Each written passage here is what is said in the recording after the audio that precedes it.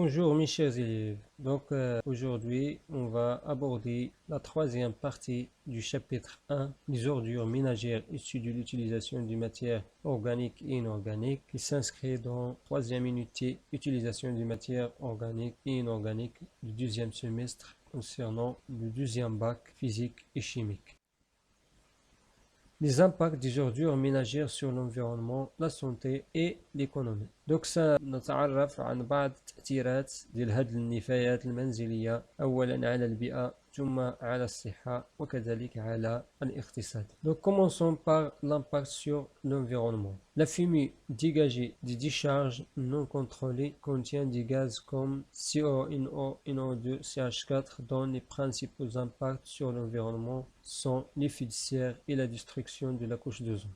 Premièrement, الأدخنة وكذلك المواد التي يتم تسربها من هذه المطارح العشوائية ديال لي ديشي ميناجير كتعطينا مجموعة من الغازات التي تطرح في الهواء كغاز أحادي أكسيد الكربون وخطورته على صحة الكائنات الحية خاصة الإنسان، حيث أن هذا الغاز يأخذ مكان الأكسجين على مستوى الكريات الحمراء لدم الإنسان، ثم أكاسيد الأزوت أحادي وثنائي أكسيد الأزوت، ثم الميثان كذلك. إذن فهذه المواد كلها مواد تساهم في عملية الاحتباس الحراري وكذلك تساهم في عملية ديال الزيادة في ثقب الأوزون، يعني تدمير طبقة الأوزون. فهذه التأثيرات البيئية لهذه الغازات الناتجة عن la décharge non contrôlée, le dégagement des gaz à partir de ces déchets ménagers. Les lixiviats constituent une menace pour l'environnement, en particulier pour la nappe phréatique sous-jacente ainsi que sur la faune et la flore du sol.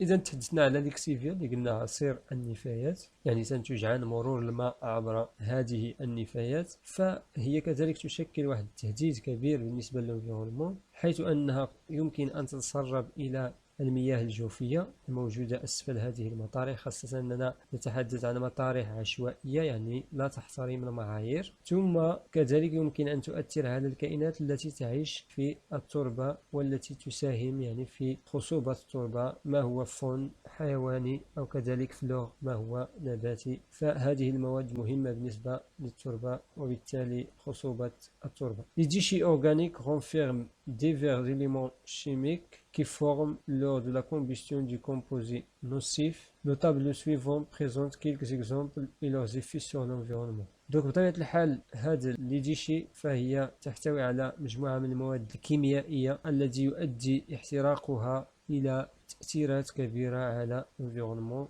سنرى بعض الأمثلة من خلال هذا الجدول. كوم اكزومبل عندنا ليليمون شيميك كربون اللي قلنا كيعطينا مونوكسيد دو كربون وبالتالي ليفي دو سير، هذا المثال شفناه. لازوت كذلك أكسيد الأزوت سواء ثنائي أكسيد الأزوت أو لا أحادي أكسيد الأزوت.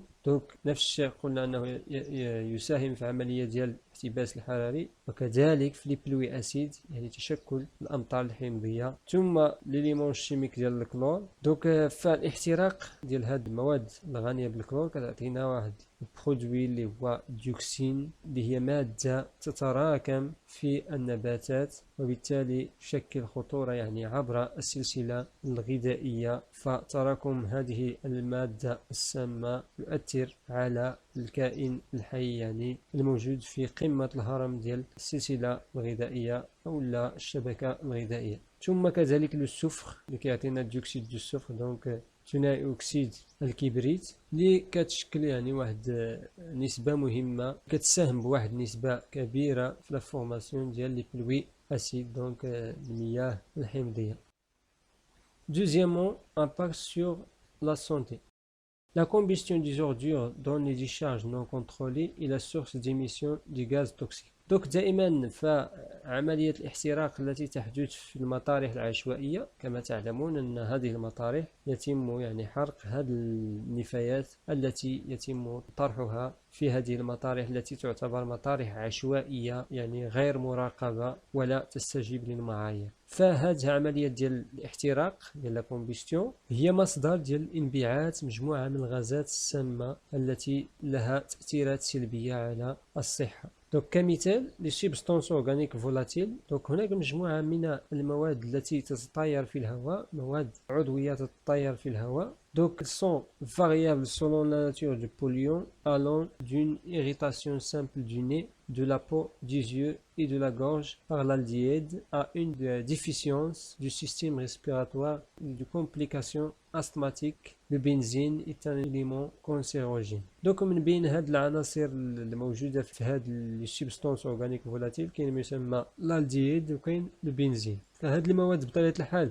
مواد مزعجة عندما يتم استنشاقها، فتحدث يعني انزعاج يعني في الني من بعد استنشاقها. كذلك يمكن أن تؤثر على جلد الإنسان محدثة يعني حكة بالنسبة للإنسان، كذلك حساسية بالنسبة للعينين لاغورج، ثم كذلك يمكن أن تسبب مشاكل تنفسية مثل الربو. ثم البنزين اللي هو من بين المواد المشكلة لهذه المواد العضوية المتطايرة في الهواء، فهي مادة مسببة للسرطان. دونك نتحدث عن un élément cancérogène. بالنسبة للديوكسين substance nocive pour l'organisme même à faible dose. إذن رغم قلة لا دوز ديال هاد الديوكسين فهي تؤثر على الكائن الحي بشكل كبير، فهي مادة سامة كلما تراكمت أكثر إلا وتسبب مشاكل أكثر. Au niveau de l'organisme, il agit sur le système nerveux. إذن خطورة كونها يعني كتضرب لو سيستيم النيرفو لوندوكرينيان إلومينيتير، أولا الجهاز العصبي، الجهاز الهرموني، وكذلك الجهاز المناعي. إذن فهي أجهزة أساسية بالنسبة للجسم، دونك فهي مادة خطيرة عندما يتم استنشاقها يعني من خلال دائما هذه العملية ديال لا كومبيستيون. Ils peuvent causer aussi de sérieux problèmes de fécondité. إذن كذلك تسبب مشاكل في الخصوبة عند الكائنات الحية عند الإنسان، فيمكن أن تسبب العقم للشخص الذي يتأثر بهذه المادة أو يتم يعني استنشاقها وتراكمها بشكل كبير داخل جسمه. Le dioxyde d'azote, c'est un irritant du voie respiratoire. Il aggrave les troubles respiratoires surtout chez les personnes âgées et les asthmatiques. Donc هذا الديوكسيد دازوت عندما يتم استنشاقه يسبب مشاكل خاصة على مستوى المسالك التنفسية. فبطبيعة الحال كلما كان الشخص بلوزاجي كبير في السن أو كذلك أزماتيك يعني عنده الربو ديجا، دونك فاستنشاق ديوكسيد دازوت يعمق من هذا المشكل ديال الجهاز التنفسي وبالتالي صعوبة التنفس عند الشخص. أخيرا le dioxyde de soufre SO2 responsable d'irritation des yeux, du nez et de la gorge كما شفنا بالنسبة للسبستانس أورغانيك فولاتيل. ثم كذلك il fragilise la défense naturelle du voie respiratoire permettant ainsi des lésions plus graves au niveau du poumon. دوك بالإضافة إلى هاد ليغيتاسيون اللي شفنا ديجا بالنسبة للسبستانس أورغانيك فولاتيل، فهو يؤدي إلى القضاء على المناعة الطبيعية ديال المسالك التنفسية، حيث يساهم في توفير ظروف لحدوث التهابات على مستوى الرئتين. دونك هنا تأثير على الجهاز التنفسي بشكل كبير. Troisièmement, l'impact sur l'économie. L'impact des déchets ménagers sur l'économie se traduit par le coût élevé de la collection, du traitement et recyclage. Et le budget nécessaire à la gestion des ordures devient de plus en plus important avec l'augmentation de la quantité des ordures ménagères chaque année suite au développement urbain et la croissance démographique. Donc بالنسبة للامباكت سور ليكونومي يتجلى يعني في لو كو إلفي ديال المعالجة ديال هذه النفايات بصفة عامة. ف دونك عندما نتحدث عن الاقتصاد نتحدث خاصة عن الجانب المالي، الجانب ديال الميزانية. فهذه النفايات كما رأينا سابقا تزداد سنة بعد أخرى باعتبار التطور الحضاري الذي تعرفه الدول، بالإضافة إلى الزيادة الديموغرافية، الزيادة السكانية المستمرة في الارتفاع، وبالتالي دونك هاد لا كونتيتي ديال لي زوردور في ارتفاع مستمر، وهذا سبب ارتفاع الميزانيات المخصصة لمعالجة هذه النفايات التي قلنا تزداد بشكل كبير سنة بعد أخرى.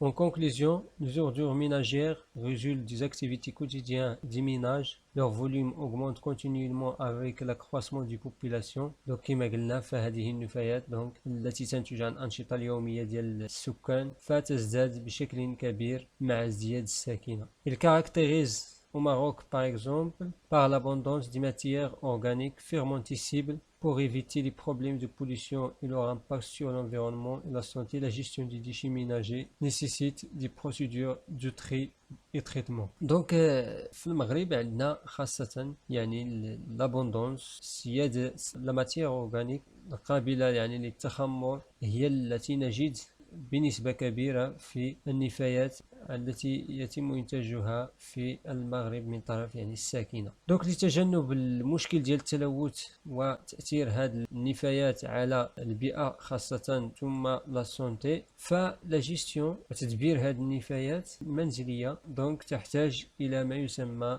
العملية ديال التخي، عملية الفرز ديال هذه النفايات، وبالتالي تسهيل العملية ديال الغوسيكلاج ديالها ومعالجتها. L'incinération, le compostage, la production de biogaz et le recyclage des matières réutilisables sont les principaux traitements. Donc من أهم طرق المعالجة ديال النفايات شفنا مجموعة من التقنيات ديال الانسينيراسيون ديال الحرق ديال هاد النفايات، الكومبوستاج انتاج ديال الذبال، ثم انتاج ديال البيوغاز الميثان غاز الميثان، ثم كذلك الغوسيكلاج ديال المواد التي يمكن اعاده استعمالها. دونك هادو اهم تقنيات ديال المعالجه ديال النفايات المنزليه. Ces procédures permettent de réduire d'une part le volume des déchets et d'autre part le coût de gestion en réutilisant les produits recyclés comme matière première. Donc كما شفنا فبالإضافة أننا كنقصوا من هذه النفايات بشكل كبير، فكذلك يمكن استعمال بعض هذه النفايات كمواد أولية لبعض الصناعات، وبالتالي تدبيرها بشكل جيد والاستفادة منها مرة أخرى. Donc, merci pour votre attention, mes chers élèves. À très bientôt avec le deuxième chapitre.